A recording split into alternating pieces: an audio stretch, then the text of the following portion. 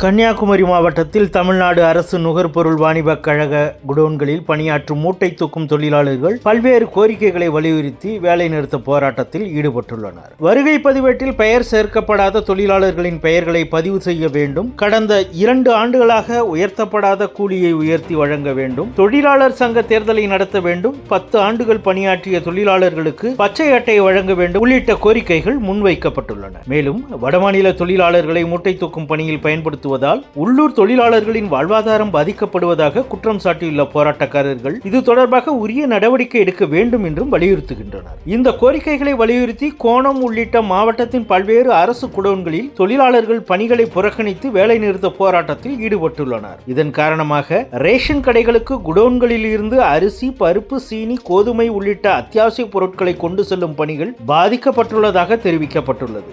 இந்நிலையில் காப்பிக்காடு அரசு குடோனில் மாவட்டம் முழுவதிலும் இருந்து 120க்கும் மேற்பட்ட மூட்டை தூக்கும் தொழிலாளர்கள் திரண்டு தங்களது எதிர்ப்பை வெளிப்படுத்தினர். தங்களது கோரிக்கைகளை அரசு நிறைவேற்றும் வரை போராட்டம் தொடரும் என தொழிலாளர்கள் தெரிவித்துள்ளனர்.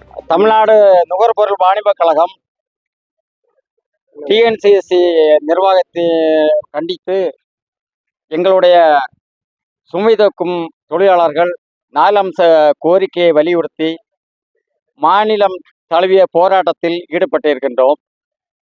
இந்த தொடர் வேலைநிறுத்த போராட்டம் தொடர்ந்து கொண்டேதான் இருக்கும். என்னவென்றால் 4 அம்ச கோரிக்கை: வருகை பதிவேட்டில் பெயர் சேர்க்காத தொழிலாளர்களை வருகை பதிவேட்டில் பெயர் சேர்க்க வேண்டும். 24 மாதங்களாக எங்களுக்கு கூலி உயர்வு உயர்த்தி வழங்கப்படவில்லை. 24 மாதங்களுக்கு உண்டான கூலி உயர்வை முன் தேதியிட்டு எங்களுக்கு வழங்க வேண்டும். சங்க அங்கீகார தேர்தல் எல்பிஎஃப் அவங்க அந்த நிர்வாகத்தில் உள்ளவர்களுக்கு நடத்தி விட்டாங்க தேர்தல்.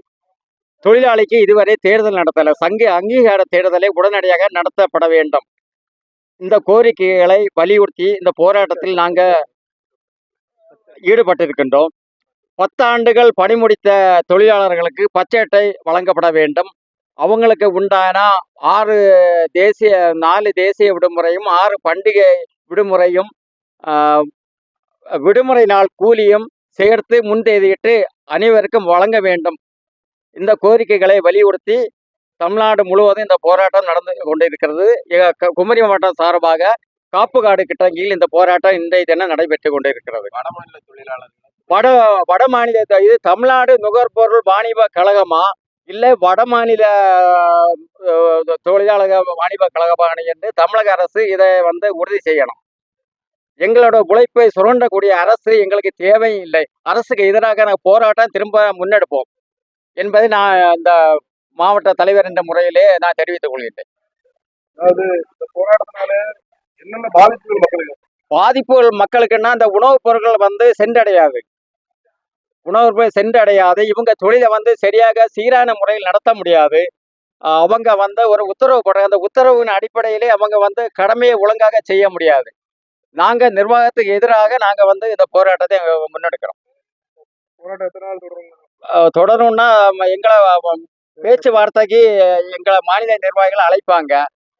அழைச்சி அவங்க பேச்சுவார்த்தை என்ன முடிவு எடுக்கிறாங்களோ அதுக்கப்புறம் நாங்கள் போராட்டத்தை தொடர வேண்டுமா வேண்டாமா என்று நாங்கள் அதுக்கப்புறம் யோசனை பண்ணுவோம். மாநில நிர்வாகி சொல்லுவாங்க.